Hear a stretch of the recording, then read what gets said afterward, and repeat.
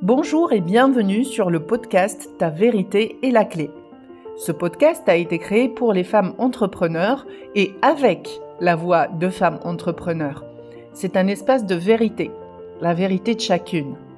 Cet espace a été créé pour libérer la parole et partager les expériences d'entrepreneurs ayant des parcours atypiques, inconventionnels et hors cadre. Chaque semaine, nous parlons des différentes sphères de la vie d'une femme entrepreneur, depuis sa vie quotidienne à sa carrière, en passant par son parcours spirituel et sa vision du monde. Nous parlerons également de notre vision de l'entrepreneuriat en ligne, de marketing, de communication, d'accompagnement, de service client, mais aussi de finances, de développement personnel et de manifestation. Je m'appelle Dalila et je suis votre hôte. N'oubliez pas de vous abonner et d'activer la cloche pour recevoir les notifications à chaque nouvelle sortie d'épisode.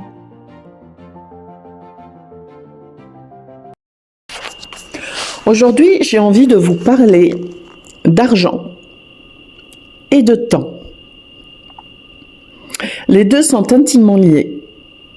Et notre approche du temps et de l'argent sont dans le monde linéaire très corrélées. Et j'ai envie du coup d'apporter une autre vision, un autre prisme, une autre façon de voir les choses qui vous permettent de détacher justement ces deux notions. Parce que c'est le fait de les détacher qui va permettre justement de ne pas être dans une forme de linéarité et de dépendre du temps. Je m'explique. Il y a plusieurs façons d'envisager l'argent. Il y a ce que j'appelle la façon donnant-donnant. La façon donnant-donnant et qui est dans le temps et qui est très linéaire et qui dépend de votre temps, de votre énergie, c'est j'échange mon temps contre de l'argent. C'est-à-dire que mon temps, là où je travaille, là où je fais quelque chose, où je produis, où j'accompagne, il correspond à une valeur en argent que j'échange avec des clients, des partenaires, etc., etc. Et du coup, ce temps et cet argent qui sont reliés par l'échange fait que ma base argent est dépendante de ma base temps. Et comme j'ai un temps qui est limité, forcément dans une journée, dans une vie, du coup, je vais limiter mes revenus en conséquence. Donc, je peux les augmenter, mais je serai toujours dépendant d'un maximum de temps. Je peux aussi augmenter la valeur de ce que j'accompagne, de ce que je propose. Et toujours est-il que je vais avoir une limite de temps où si je corrèle ma présence au fait de gagner de l'argent, donc le temps que mon temps de présence exactement, je suis quand même, quoi qu'il en soit, à un moment donné, j'arrive à un plafond. J'arrive à un maximum que je peux faire. Et même si j'ai un poste qui est très élevé où je gagne beaucoup d'argent, en général, on le voit bien dans ce genre de poste à responsabilité-là, en fait, notre temps est limite quasiment dédié à faire de l'argent. C'est-à-dire que notre vie, notre temps ne nous appartient plus, en quelque sorte. Et c'est pas ce qu'on veut ici. Enfin, je pense. Donc, ça, c'est la première vision de l'argent. Il y a une deuxième façon de regarder l'argent et qui est la perspective de l'investissement. La perspective de l'investissement, c'est déjà dans l'investissement, on va avoir plusieurs sous-branches. Donc la première perspective de l'investissement va être une approche qui est très très linéaire, parce que en fait je mets de l'argent sur des placements, par exemple, qui ne sont pas à risque, c'est-à-dire où il ne va pas y avoir beaucoup de mouvements, beaucoup de prise de risque, et du coup, on joue safe et du coup, notre gain va vachement dépendre du temps, en fait. Ça va plus ressembler à un compte épargne, c'est-à-dire plus le temps passe et plus je cumule de l'argent dedans. Voilà, en gros, ça va être ça. Et ça, je vais le remettre d'ailleurs, ça ressemble tellement au premier prisme de la relation avec l'argent, qui est échanger le temps contre l'argent, que je le sors de cette perspective de l'investissement. Parce que pour moi, la vraie perspective de l'investissement, le vrai intérêt d'avoir un regard d'investisseur, quand on parle de temps et d'argent, c'est justement de pouvoir détacher mon temps personnel de mon argent. C'est-à-dire qu'au même temps que je peux passer mon temps à faire autre chose, je peux gagner de l'argent. Et je n'ai pas besoin d'être présent à cela. Je n'ai pas besoin de regarder tous les jours mes comptes en banque pour vérifier que j'ai de l'argent qui sur mes comptes, parce que de toute façon, je ne verrai rien, déjà de 1. Et de 2, parce que si je le fais tous les jours, voilà, je vais pas forcément voir les fluctuations qui vont arriver sur mes investissements, pas forcément du jour au lendemain. Quoique ça peut arriver en cas de contexte exceptionnel. Ça c'est clair, ça peut arriver. Mais dans la vie de tous les jours, je vais pas aller regarder si mon investissement me rapporte tous les jours de l'argent. Je vais donner plusieurs exemples. Premier exemple, j'ai investi dans un appartement que je loue tous les mois. Donc, quand j'investis, je vais mettre une somme, je vais en plus emprunter, c'est-à-dire pour augmenter ma capacité d'emprunt, j'ai besoin du levier bancaire. Donc, je vais emprunter de l'argent. Je vais moi mettre donc de l'apport qui est là mon investissement et je vais faire un effort tous les mois pour rembourser le crédit. Si je le loue en plus à un montant qui est supérieur à ce que je dois payer en crédit, du coup, j'ai généré automatiquement un cash flow, c'est-à-dire un surplus que lui, je peux en plus récupérer. Et donc, là, pour le coup, c'est un revenu qui est constant, permanent, qui a nécessité de moi la mise en place d'un certain dispositif, mais qui, sur le long terme, est complètement décorrélé de moi, de mon temps. C'est-à-dire que je peux faire tout ce que je veux pendant la journée, partir en vacances à l'autre bout du monde. Le loyer, il est toujours là. Le surplus que je vais gagner est toujours là. Un autre exemple, c'est j'investis en bourse. Et là, pour le coup, j'investis sur donc des comptes qui ont un bon rendement, qu'on appelle j'ai pas le jargon de la bourse, mais c'est des placements, voilà, merci. Je sais pas pourquoi j'ai perdu le mot. Donc c'est des placements à haut rendement. Ces placements à haut rendement vont me permettre donc du coup de générer un surplus des sommes que j'ai versées. Donc ce soit de manière risquée, soit de manière un peu moins risquée. Mais en général, là où on a de très très bons rendements, c'est là où il y a des grands risques de perte. Et pour cause. Parce que si l'argent que je place est secure, c'est-à-dire qu'on va pas le placer dans des choses où il y a un fort potentiel, on va rester dans ce lien temps-argent.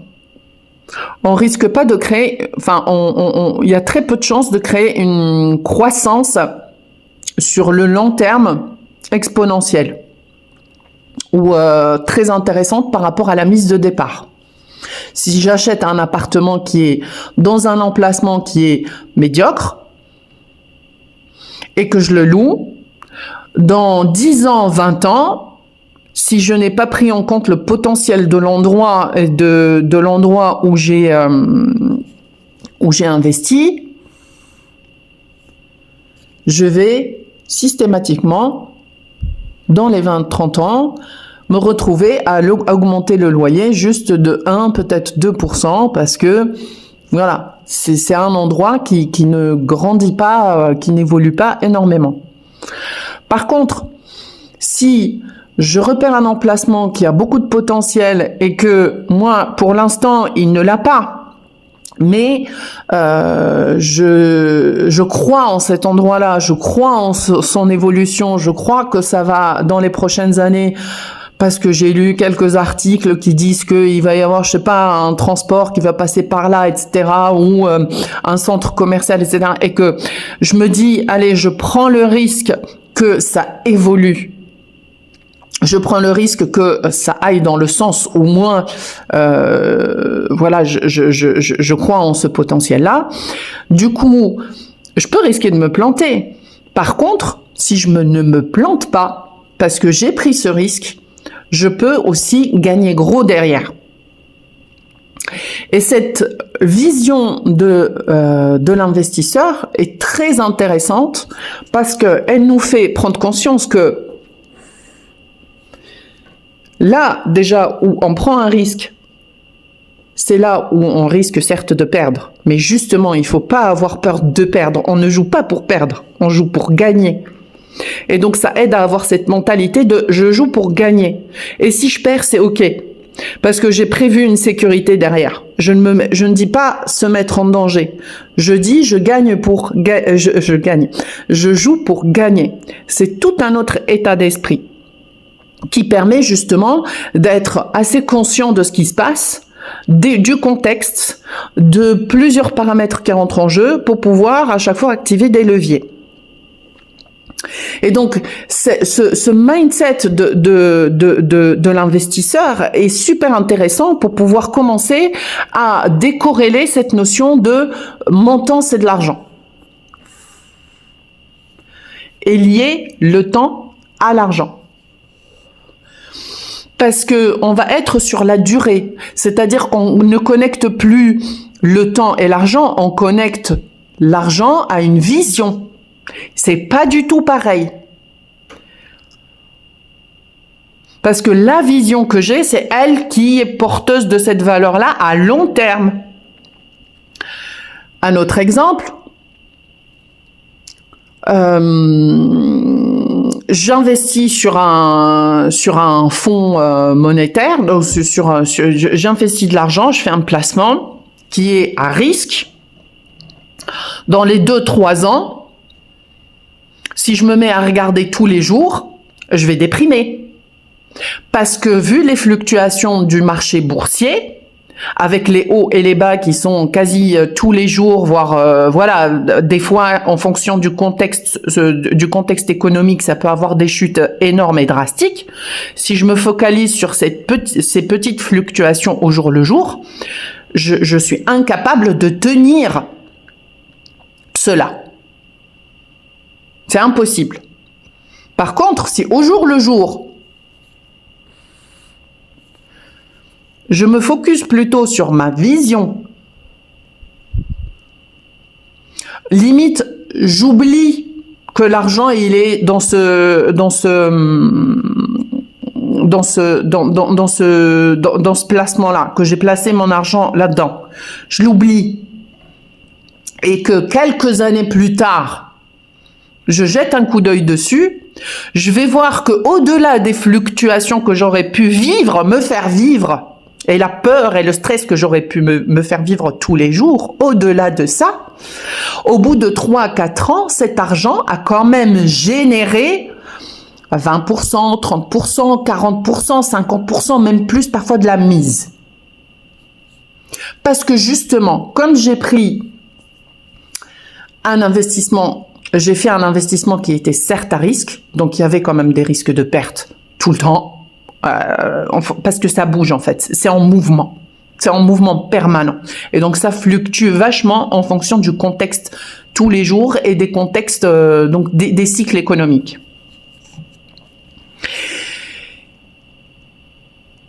Et donc, je sais plus ce que j'étais en train de dire, mais en gros, voilà, c'est ça la vision. C'est que quand on fait ce genre de placements, qui sont quand même un risque, mais au même temps, il y a une vision derrière, on a vu un potentiel, on a vu quelque chose, on s'est connecté à quelque chose qui fait que on joue pour gagner, qu'on laisse tomber justement les objectifs linéaires du temps de tous les jours je regarde, tous les jours je mesure, parce que c'est ça qui nous fait vivre l'angoisse, le stress et tout ce qui va avec. De se dire « Ah, mais c'est un mauvais investissement, qu'est-ce que j'ai fait? Je me mets en danger, oh là là !» Non. Justement, l'idée c'est, quand on fait ce genre d'investissement, on s'exerce justement à ne plus focuser sur les aléas de tous les jours, mais à regarder sur le long terme. Et on voit bien que ça marche. Quoi qu'il en soit, à un moment donné, quand on fait un investissement qui est plus ou moins risqué, où il y a beaucoup de mouvements, sur la longue durée, on va forcément gagner. Sauf si, bon, on a investi malencontreusement, spécifiquement sur des entreprises ou sur un marché qui était très fragile. Mais bon, ça, c'est là où aussi faut un peu suivre, se renseigner, étudier les choses avant d'investir. On n'investit pas comme ça lourdement.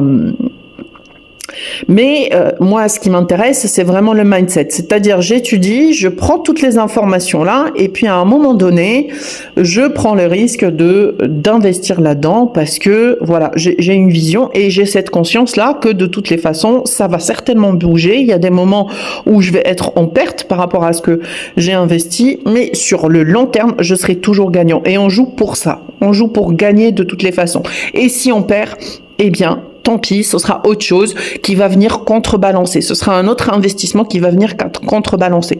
Vous voyez ce que j'essaye d'amener? C'est vraiment cette vision des choses qui est décorrélée du temps. Et qui me permet, moi, de vivre ma vie pendant que il y a de l'argent qui travaille pour moi.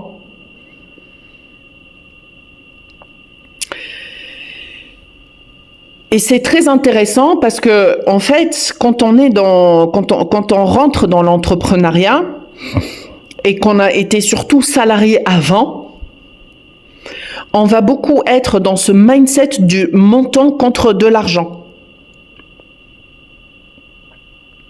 On va échanger son expertise, son temps pour de l'argent.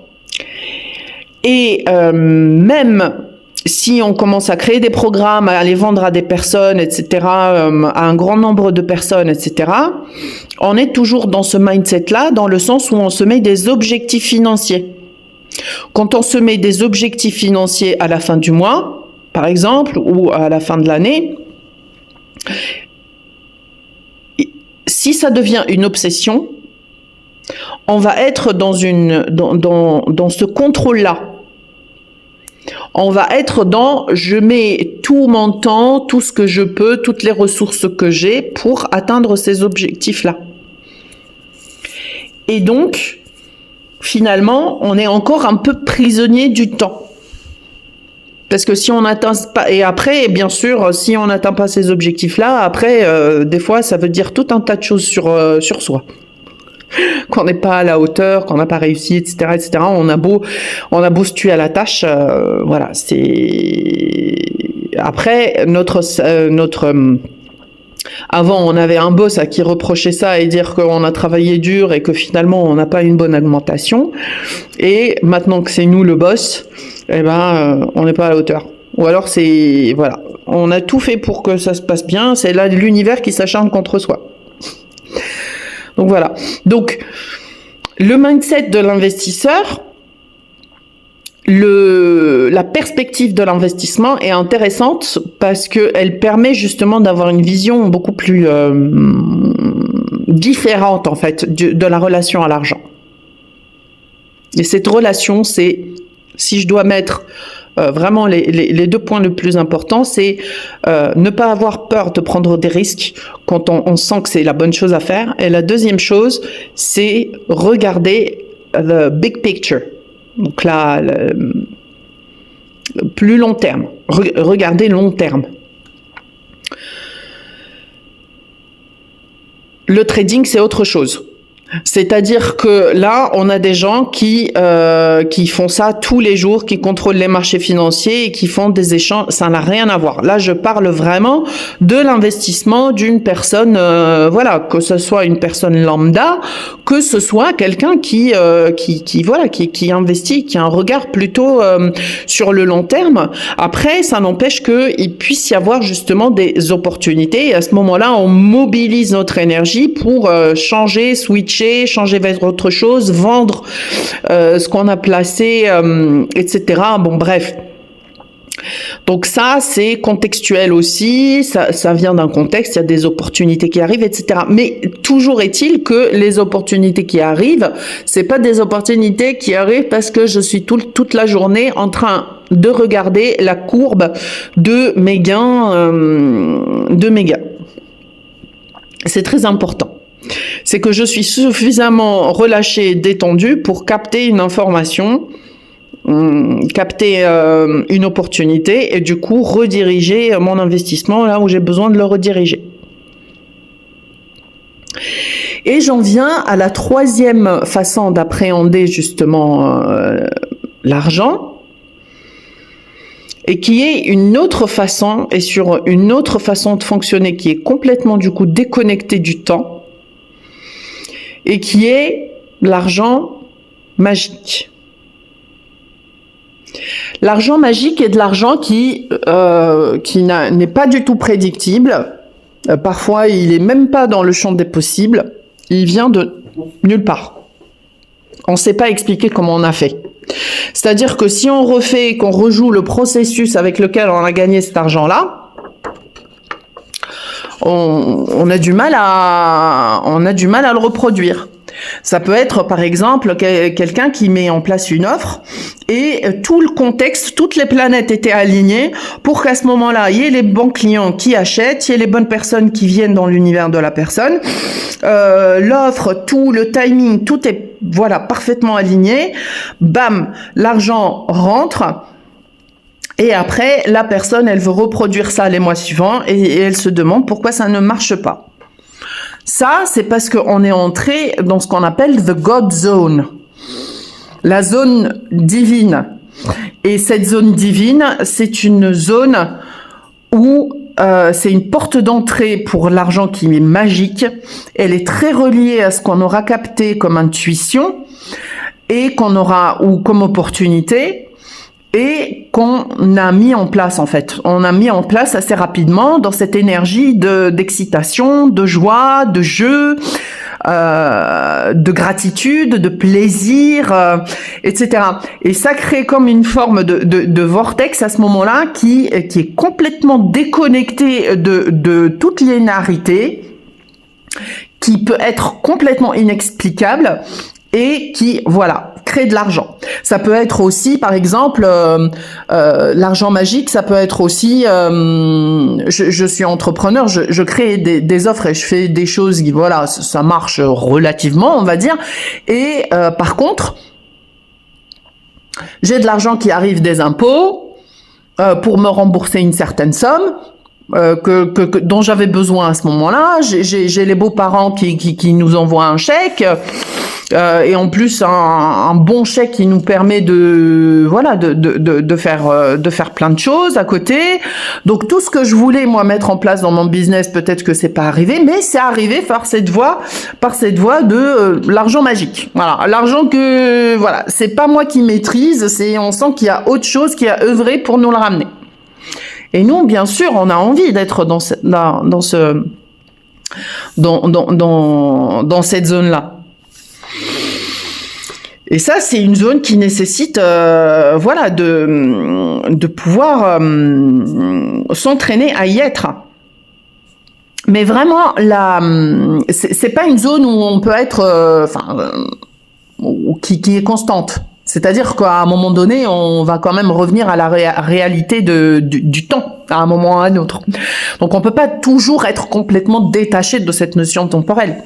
Mais moi, ce que j'ai trouvé, c'est que vraiment la voie du milieu, de ces deux-là, de ces deux polarités, c'est-à-dire le temps contre l'argent et puis l'argent magique, c'est vraiment cette relation qu'on a avec l'argent en tant qu'investisseur.